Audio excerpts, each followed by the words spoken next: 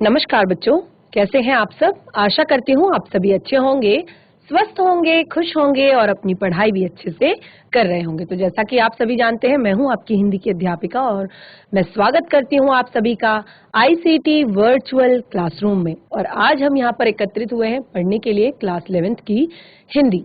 Class 11th की हिंदी में हम पढ़ रहे हैं बेबी हल्द्वार जी द्वारा लिखा गया आलो अंधारी, यानी कि उनकी जो आत्मकथा है अंधेरे से उजाले की तरफ। तो इस तरह से हम इस पाठ में बहुत सारी बातें पढ़ रहे हैं, बहुत सारी चीजें पढ़ रहे हैं बेबी हल्द्वार जी के बारे में कि किस तरह से उन्होंने अपना जो जीवन है उसको शुरू किया, उन्होंने पढ़ना लिखना शुरू किया, अपने जीवन की एक नए अपने जीवन को अंधेरे से उजाले की तरफ वो लेकर गईं। तो बहुत सारी बातें पिछले सेशंस में हम बेबी हल्द्वार जी के जीवन के बारे में पढ़ चुके हैं कि किस तरह से उन्होंने अपने छोटे छोटे बच्चों के साथ अपना जीवन शुरू किया, अपना एक नया जीवन, एक एकांकी जीवन उन्होंने अपना शुरू किया, जिसमें उनके जो पति हैं वो उनके साथ नहीं है और वो ज्यादा पढ़ी लिखी भी नहीं है, और फिर भी वो दूसरों के घरों में काम करके अपने बच्चों को पढ़ा रही है, खा रही है और स्वयं भी पढ़ लिख रही है। तो आज भी हम इसी चैप्टर को कंटिन्यू करेंगे, देखेंगे आगे किस तरह से बदलाव आता है बेबी हल्द्वार जी के जीवन में। तो हम चलते हैं स्मार्ट बोर्ड की तरफ, शुरू करते हैं आज का सेशन। सभी बच्चे ध्यानपूर्वक पढ़ेंगे। तो हमने अपने पिछले सेशन में पढ़ा था कि किस तरह से जो तातुष हैं वो मोटिवेट करते हैं, वो प्रेरणा देते हैं बेबी हल्द्वार जी को पढ़ने के लिए। वो कहते हैं कि तुम पढ़ो, अगर तुम्हें किताबें पढ़ना अच्छा लगता है तो तुम पढ़ो। उसके बाद वो उन्हें एक कॉपी और एक पेन भी देते हैं। वो कहते हैं कि तुम रोज अपने जीवन के बारे में कुछ बातें इसमें लिखो, अपने जीवन से जुड़ी हुई, अगर तुम कुछ अलग नहीं लिख सकती हो तो अपने जीवन से जुड़ी हुई कुछ बातें तुम इसमें लिखो। तो यहाँ पर बेबी जो हल्द्वार जी हैं उन्होंने अपने जीवन की बहुत सारी जो बातें हैं वो उस कागज में लिखने पढ़ने लगी, लेकिन फिर भी जो एक दूसरी चीज थी, जैसे कि मैंने आपको बताया कि हर चीज समाज में हर तरह के लोग रहते हैं। जैसे कि यहाँ पर एक तातुष जैसे भी व्यक्ति थे जो उन्हें अपनी बेटी मानने लगे थे, यानी कि खुद के उनके 3 बेटे थे, पूरा परिवार था। और उसके बाद उन्होंने जो उनके घर में काम करने वाली महिला है यानी कि बेबी हल्द्वार जी हैं, उनको देखकर उनके बच्चों को भी उन्होंने शिक्षित करने के लिए विद्यालय भेजा, और स्वयं उन्होंने अपनी जो घर में काम करने वाली, उन्हें बेटी का दर्जा उन्होंने दिया। उन्होंने कहा कि तुम मेरी बेटी जैसी हो,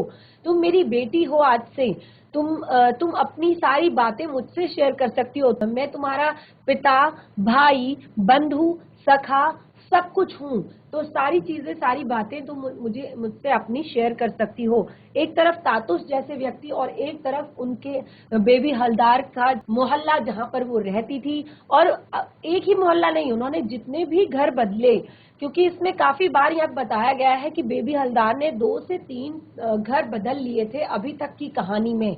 तो क्यों उन्हें इतने सारे घर बदलने पड़े? क्या कारण था कि वो एक जगह पर अच्छे से स्टेबल नहीं रह पाई? क्यों? एक ही रीजन था कि हर जगह पर उनसे एक ही सवाल पूछा जाता था कि तुम्हारा स्वामी कहाँ रहता है? क्या तुम यहाँ पर अकेली रहती हो? तुम कहाँ पर काम करने जाती हो? तुम इतना पढ़ाई लिखाई क्यों करती हो? तुम ये सब क्यों करती हो? तुम अकेले आती जाती क्यों हो? तुम देर तक क्यों आती हो? तुम देर से क्यों जाती हो? तो बहुत सारे सवाल उनको परेशान करते थे उनके मोहल्ले के जहाँ पर वो रहा करती थी। और मेन बात कि कई बार हर जगह उन्हें हर सुविधा नहीं मिल पाती थी, क्योंकि मेन चीज ये थी कि पैसे की कमी थी, बहुत ज्यादा पैसा नहीं था, तो बहुत हल्का फुल्का वो मकान किराए पर लेती थी, यानी कि जहाँ जितने में इतना कि उतने पैसों में वो अपने बच्चों को एक छत दे सके और उनको खाने के लिए खाना वो दे सके 2 टाइम का।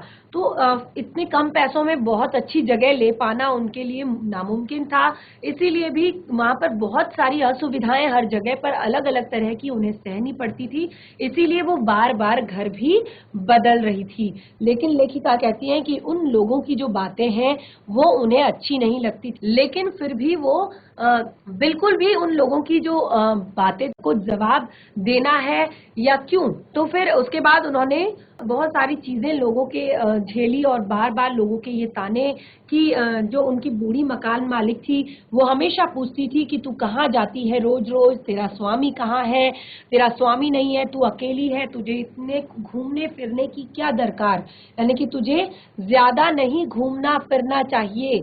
तो इस तरह वो कहती थी कि मैं कभी भी उनकी बातें नहीं सुनती और मैं आंखें बंद किए मुंह बंद किए चुपचाप वहां से निकल जाती थी।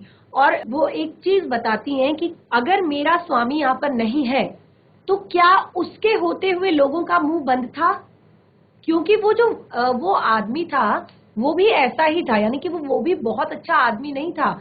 उसके रहते भी लेखिका को बहुत सारी बातें सुननी पड़ती, बहुत सारी चीजें झेलनी पड़ती थी और लोग ने उनको बहुत ज्यादा परेशान लोग तब भी किया करते थे। लेकिन जब आज वो अकेली है तो लोगों को बहुत ही अच्छा मौका इस बात का मिल गया है कि कभी लोग उनके घर में पानी पीने के बहाने आ जाते, कभी बच्चों के साथ जब वो हो जा रही होती तो लोग तरह तरह की बातें करते, सीटियां मारते, ताने मारते। लेकिन वो कहती एक दिन जब मैं घर पर बैठी अपने बच्चों से बातें कर रही थी कि तभी मकान मालिक का बड़ा लड़का आकर दरवाजे पर खड़ा हो गया। अब वो एक दिन की बात बता रही है कि जब मैं एक बार घर पर अपने बच्चों के साथ बैठी हुई थी, उनसे बातें कर रही थी, तो मकान मालिक का बड़ा लड़का जो है दरवाजे पर आकर खड़ा हो गया। मैंने उससे बैठने को कहा तो वह बैठा तो उठने का नाम न ले रहा था। यानी कि जब वो बैठा, क्योंकि कोई भी अगर आपके घर पर आता है, आपके दरवाजे पर आता है, तो आप नहीं जानते कि उसके मन में क्या चल रहा है, वो किस आशा से आपके पास आया है। तो हर व्यक्ति एक आदर के कारण इंसान को कहता है कि बैठो, बैठिए, पानी पी लीजिए। तो वो कहती है कि उन्होंने भी यही करा, अंदर उसे बिठा लिया, लेकिन अब वो उठने का नाम नहीं ले रहा था। उसकी बातें चालू की, उसने बातें चालू की तो वे कभी नहीं खत्म होंगी। उसकी बातें ऐसी थी कि जवाब देने में मुझे शर्म आ रही थी। मैं उससे वहां से चले जाने को भी नहीं कह पा रही थी और स्वयं भी बाहर नहीं जा सकती थी, क्योंकि वो दरवाजे पर ऐसे बैठा था कि उसकी बगल से निकला नहीं जा सकता था।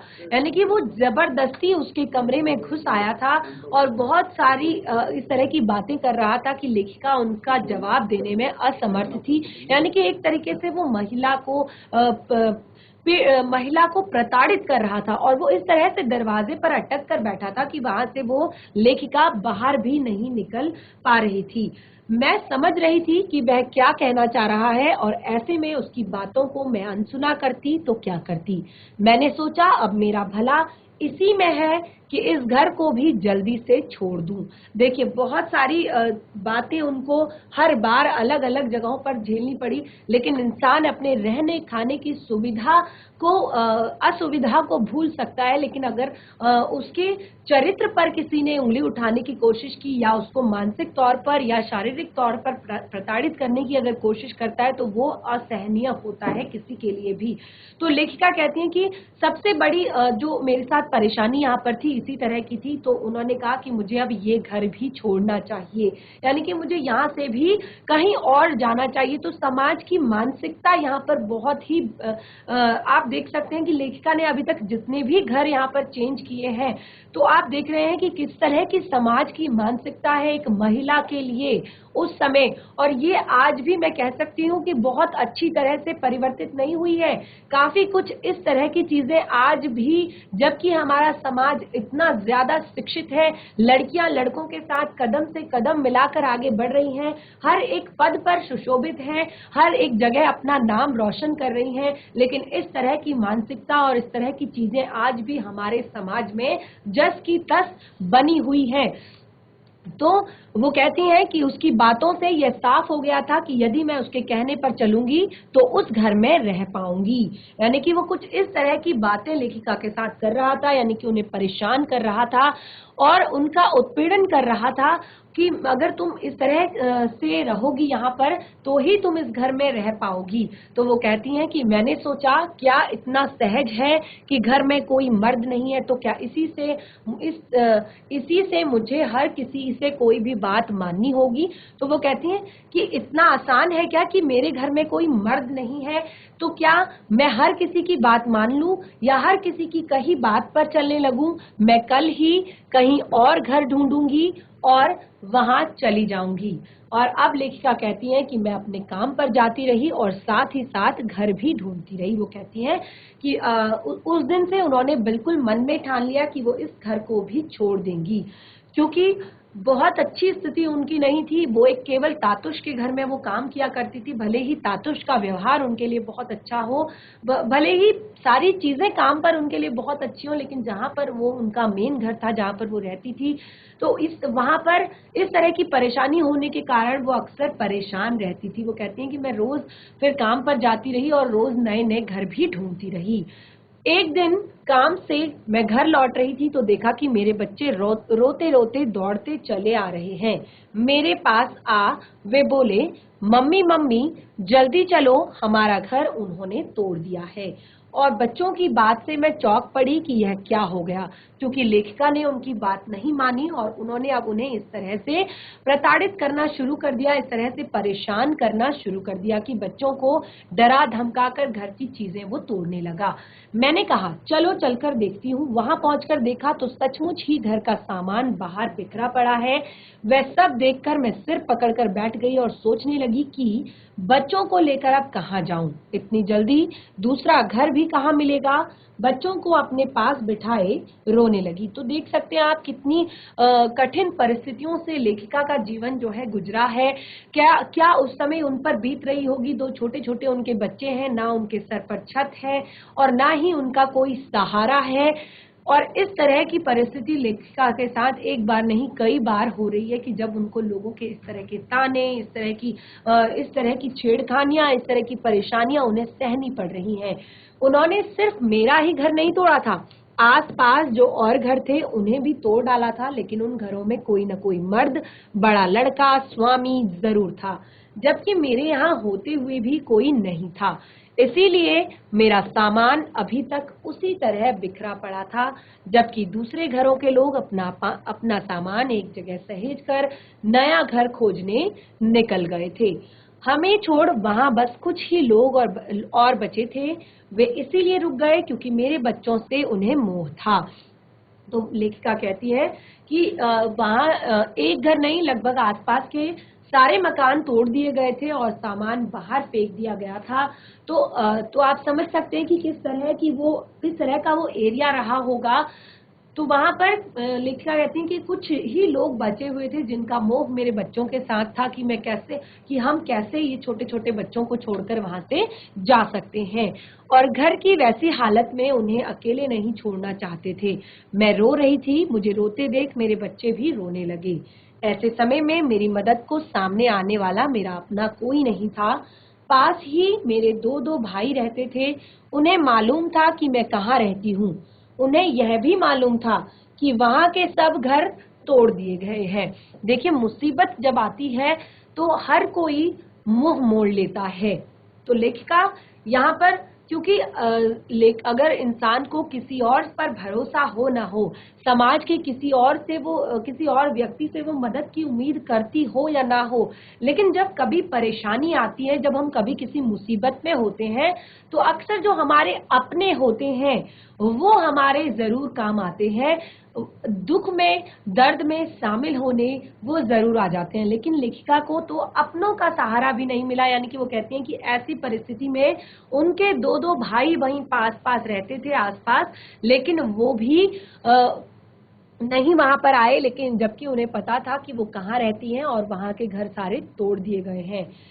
फिर भी वो मेरी खोज खबर लेने नहीं आए। मैंने सोचा माँ होती तो देखती मैं आज किस हालत में हूँ। पता नहीं मेरे भाग्य में अभी और कितना कष्ट और कितना दुख भोगना लिखा है। तो बहुत ही ज्यादा कठिन परिस्थितियों से इस वक्त लेखिका का जीवन गुजर रहा था और वो अपनी किस्मत पर, क्योंकि इंसान जब बहुत ज्यादा परेशान हो जाता है, बहुत ज्यादा दुखी हो जाता है, एक हद तक वो अपनी परेशानियों से लड़ता है, एक हद तक वो अपनी परेशानियों को झेलने का प्रयास करता है, लेकिन जब वो अंदर से टूट जाता है तब वो कभी न कभी भाग्य को जरूर कोसता है। तो यहाँ पर भी लेखिका के साथ वही हो रहा था। तो लेखिका आज अपने भाग्य को कोस रही थी। कहती है कि अगर मेरी माँ होती तो शायद वो देख पाती कि मैं किस हाल में हूँ, और पता नहीं कितना कष्ट और कितना दुख भोगना अभी मेरे भाग्य में लिखा हुआ है।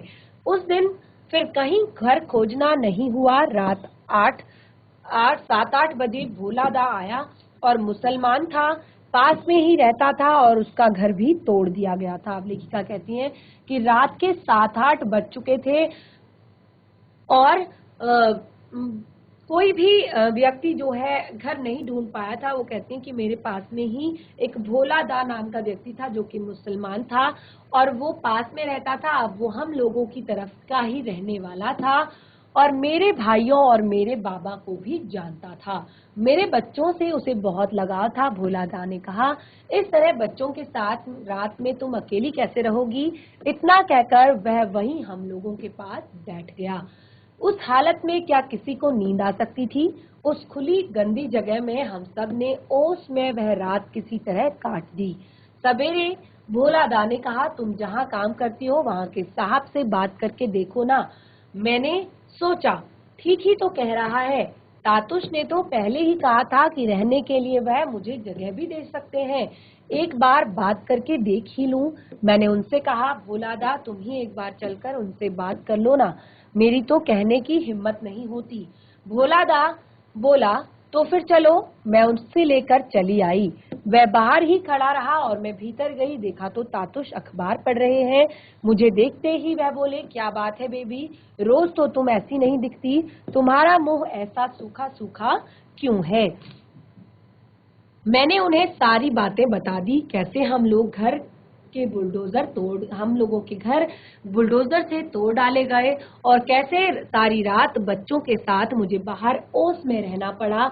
मैंने उनसे कहा, मेरे साथ मेरी जान पहचान का एक आदमी आया है, आपसे बात करना चाहता है। मेरी बात सुनकर तातुश फौरन बाहर गए और भोला दा से बातें कर मेरे पास आए और बोले, तुम रात को ही क्यों नहीं चली आई? बच्चों को लेकर रात भर बाहर क्यों रही? तुम्हें रात ही में चले आना था। खैर अब बताओ कब आ रही हो? मैंने कहा, आप जब कहेंगे। तातुश बोले, अभी आ सकोगी? मैं राजी हो गई और घर जाके रिक्शे में अपना सामान लाद बच्चों के साथ आ गई। रास्ते में सोच रही थी कि तातुश के एक बार कहने पर तैयार हो गए हैं, अब आगे पता नहीं क्या होगा। तातुश ने छत पर एक कमरा मेरे लिए खाली कर दिया। उस कमरे में अपना सारा सामान जमा, मैं खाना बनाने की तैयारी करने लगी। तातुश ने ऊपर आकर देखा तो हंसते हुए बोले, तुम आज खाना न भी बनाती तो चल जाता, नीचे तो काफी खाना रखा है। मैंने कहा, तो क्या हुआ, रखा रहे, दादा लोग खाएंगे। तातुश बोले, रात को एक बार नीचे गरम गरम रोटी खिला सकोगी? अभी तक दोनों समय रोटी बनाने वाला कोई नहीं था। तुम जो खाना बना जाती थी उसी को रात में भी खाना पड़ता था। अब तो तुम यहीं आ गई हो तो दोनों समय गरम गरम खाना खिला सकोगी। तो अब तातुश के लिए भी बहुत अच्छी हेल्प हो गई थी, बहुत अच्छी मदद हो गई थी, क्योंकि उनके घर में भी उनके 3 बेटों के अलावा, क्योंकि उनके जो 2 बेटे थे वो बाहर रहते थे और एक बेटा था जो हर समय पढ़ाई में व्यस्त रहता था, और वो दिन के समय जो खाना बनाकर जाती थी, दोपहर तक का जो खाना बनाकर जाती थी, वही खाना शाम को भी तातुश और उनके बेटे खा लिया करते थे। तो लेखिका कहने लगी कि उस दिन तातुश ने उनसे कहा कि जब तुम यहाँ पर आई ही गई हो तो शाम को भी गरम गरम रोटी खिला दिया करो। अब लेखिका कहती हैं, इसके बाद से मैं खाना वाना और अन्य सभी काम अपनी मर्जी से करने लगी, किसी को कुछ भी कहने की जरूरत नहीं होती। तातुश मुझे काम करते देखते तो कभी कभी कहते, बेबी तुम इतना काम कैसे कर लेती हो, सारा दिन काम करती रहती हो, थोड़ा आकर मेरे पास बैठो। बैठ जाती तो पूछते, बच्चों ने कुछ नाश्ता वास्ता किया कि नहीं, तुमने कुछ खाया वाया कि नहीं, जाओ ऊपर जाकर बच्चों को खिलाओ, फिर आकर अपना नाश्ता करना, जाओ जल्दी जाओ, इतनी देर हो गई और अभी तक तुमने उन्हें कुछ नहीं दिया। वह फिर से कहते, यहाँ से थोड़ा दूध लेकर जाओ और उन्हें दे देना। यहाँ आने के बाद से मेरे बच्चों को रोज आधा लीटर दूध मिलने लगा। तो कितनी ज्यादा उनकी चीजें जो है जीवन की जो चीजें हैं वो बदल गई। कहाँ उनके बच्चों को 2 टाइम का खाना बहुत मुश्किल से नसीब होता था, तो यहाँ पर आकर तातुश के कारण उनके बच्चों को अच्छा घर, सुरक्षित वातावरण और पीने के लिए रोज आधा लीटर दूध तक मिलने लगा। और तातुश ने कहा कि देखो बेबी, इस घर में पहले भी कई औरतें काम कर चुकी हैं, लेकिन तुम जैसी कोई लड़की अभी तक मुझे नहीं मिली। वह बोले, देखो तुम कभी मत सोचना कि तुम यहाँ बस एक काम पर लगी हुई लड़की हो। यह घर किसी और का है और इसे तुम अपना ही घर समझना, क्योंकि वो तातुश उसे पहले ही अपनी बेटी मान चुके थे। वो कहते थे कि मेरे जो बेटे हैं वो तीनों तुम्हारे भाई हैं और तुम मेरी बेटी हो। तो यहाँ पर वो फिर से उस बात को कह रहे हैं कि तुम मेरी कोई लड़की नहीं है और मैं तुम्हें अपनी लड़की जैसी मानता हूँ। मैंने सोचा भला यह कोई कहने की बात है, यह तो मैं जानती हूँ कि यहाँ आकर मैं कितनी सुखी हूँ। सभी हमेशा मेरा ख्याल रखते हैं, कभी तबीयत खराब होती है तो तातुश चिंता में पड़ जाते हैं और मेरे कुछ काम स्वयं करने लग जाते हैं। मुझे जबरदस्ती पड़ोस के डॉक्टर के पास भेज देते हैं, मेरी जांच करवा देकर दवा लिखवा देते हैं और उसकी पर्ची लाकर तातुश को दे देती। वह जल्दी से जाकर मेरे लिए दवा ले आते और दवा सिर्फ लाते ही नहीं बल्कि जिस समय दवा जो खानी है उसे निकाल कर दे भी देते थे। और मेरे आनाकानी करने पर जबरन खिला देते। मेरे बच्चे बीमार पड़ते तब भी वो फौरन उनके लिए दवा ला देते। घर में काम करने वालों की इतनी अच्छी तरह घर में काम करने वालों को भी इतनी अच्छी तरह से रखा जाता है, ये मैंने कहीं नहीं देखा था। तो अब लेखिका कहती हैं यहाँ पर कि घर में काम करने वाले लोगों की भी इतनी केयर की जाती है, उन्हें भी इतने प्रेम से रखा जाता है, इतना प्यार उन्हें दिया जाता है, इतना सम्मान उन्हें दिया जाता है, ऐसा मैंने पहले कभी नहीं देखा था। वो कहती हैं उनके यहाँ मुझे किसी भी चीज की कमी नहीं थी। तेल, साबुन, खाना पीना, कपड़े वपड़े, किसी भी चीज का अभाव वे लोग मुझे नहीं होने देते थे। मैं सोचती कि इतने घरों में काम कर चुकी लेकिन इस घर के लोग जैसा व्यवहार कहीं नहीं देखा। ऐसा लगता है जैसे इस घर की सब कुछ मैं ही हूँ। पता नहीं इतना अच्छा घर, इतने अच्छे लोग फिर से मुझे मिलेंगे या नहीं। तो अब लेखिका, क्योंकि वो अपने जीवन को कभी भी इस पड़ाव में नहीं देख रही थी, अपने जीवन को कभी भी इस नजरिए से नहीं देख रही थी कि आज वो इतना बड़ा जो ये चैप्टर है, इतनी बड़ी जो ये किताब है, ये लिख पाए और वो छपे और उससे उनके जीवन में परिवर्तन आए। तो वो कहती है इस घर में मुझे सुख ही सुख था, फिर भी कभी कभी मेरा मन उदास हो जाता। 2 मास से मुझे अपने बड़े लड़के की कोई खबर नहीं मिली थी। तातुश शायद यह समझती थी कि एक दिन हठात उन्होंने मुझे पूछा, बेबी तुम्हारा बड़ा लड़का कहाँ रहता है, तुम कभी जाकर उससे मिलती क्यों नहीं। 1 बार, 2 बार, 3 बार वह पूछे ही जा रहे थे और मैं कोई जवाब नहीं दे पा रही थी। कुछ देर बाद मुंह नीचा कर किए मैं बोली, मुझे तो पता नहीं कि वह कहाँ रहता है। तातुश चौंक कर बोले, यह क्या बेबी, तुम्हें पता नहीं तुम्हारा लड़का कहाँ रहता है। मैंने कहा उसे जो लोग ले गए थे वे मेरे घर के पास ही रहते थे। मैंने उनसे पूछा था तो उन्होंने यह बताया कि वह किस जगह रहता है, लेकिन उन्हें उसके घर का नंबर ठीक ठाक मालूम नहीं था। उन्होंने जो जो नंबर बताए थे वहां मैं गई, 1 बार नहीं कई बार, लेकिन हर बार घूम फिर कर लौट आई थी। बस इतना भर सुना है कि उस घर के मालिक की कहीं दवा की दुकान है और मैंने 1-2 लोगों से भी पूछा लेकिन किसी को ठीक से पता नहीं। तातुश चिंतित होकर बोले, यहाँ तो दवा की बहुत सी दुकानें हैं। और उस दिन उन्होंने कुछ नहीं कहा। अगले दिन सवेरे मुझे बुलाकर उन्होंने कहा, वे लोग जब तुम्हारे लड़के को ले जा रहे थे तो उसे छोड़ने से पहले उनसे तुम्हें सब कुछ अच्छी तरह जान समझ लेना चाहिए था ना। तुम्हें पता है ऐसे में न जाने क्या क्या हो सकता है। उनकी बात सुनकर मैं चुप रही और कुछ क्षण में ही वह बिना मुझसे कुछ कहे बाहर चले गए और 3-1 घंटे बाद लौटे। आते ही वह फोन करने लगे।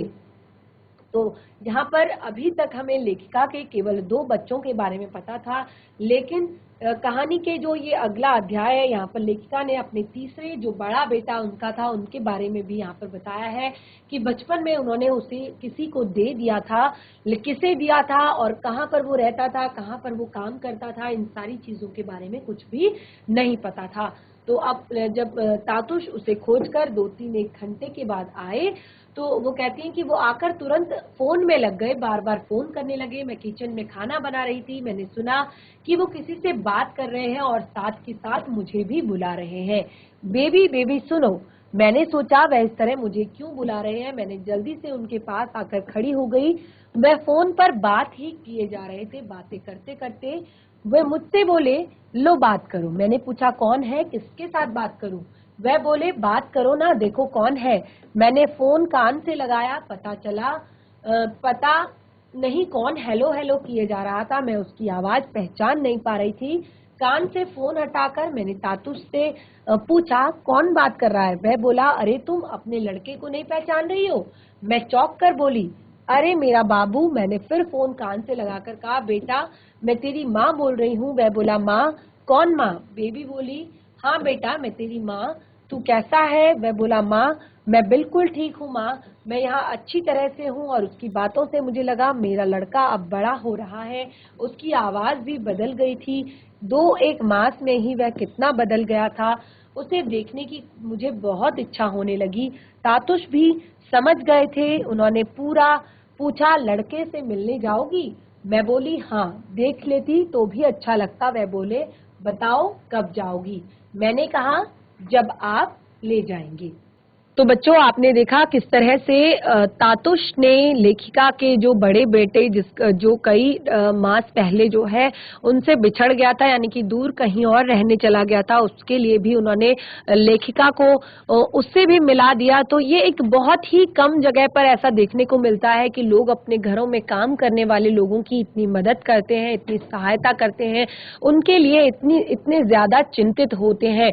तो ये पाठ भले ही आपको पढ़ने में बहुत ज्यादा लेंदी लगे, बहुत ज्यादा बोरिंग लगे, लेकिन आप एक एक पंक्ति को अगर ध्यान पूर्वक पढ़ेंगे तो आपको लगेगा कि इस पाठ में पूरी जो हमारे समाज की एक सच्चाई है वो बताई गई है कि किस तरह का हमारा समाज है।